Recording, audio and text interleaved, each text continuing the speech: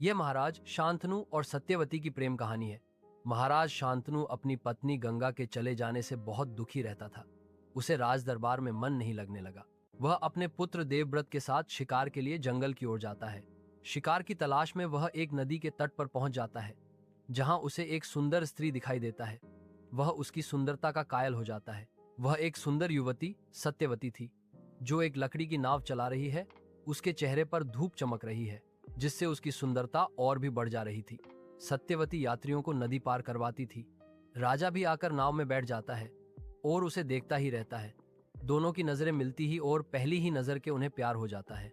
राजा उससे शादी करने का प्रस्ताव रखता है, लेकिन सत्यवती उसे यह प्रस्ताव अपने पिताजी के पास रखने को बोलती है। शांतनु नदी किनारे की झोपड़ी में मछुआरे सत्यवती के पिता से मिलता है। मछुआरा बूढ़ा लेकिन बुद्धिमान सम्मान के साथ बैठाता है।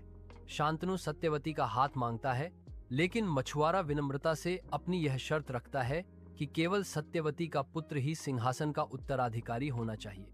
राजा यह शर्त सुनकर बहुत चिंता में आ जाता है, क्योंकि उसने पहले ही अपने पुत्र देवव्रत को राजकुमार घोषित कर दिया था। वह बहुत गंभीर रहने लगता है। दिन भर खिड़की के पास बैठ नदी की ओर नम आंखों से देखता रहता है।